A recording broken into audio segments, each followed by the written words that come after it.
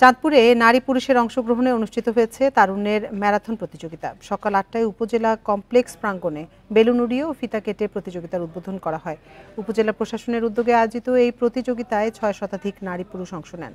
প্রতিযোগিতা ১২ কিলোমিটার ম্যারাথনের জন্য উপজেলা কমপ্লেক্স প্রাঙ্গণ থেকে আয়নাতলী বাজার হয়ে সূচিপাড়া ব্রিজ সংলগ্ন ওয়াকওয়ে প্রবেশ করেন।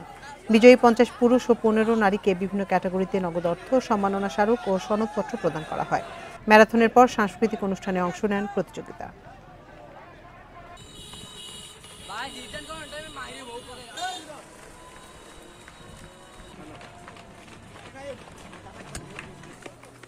দূরে থাকতে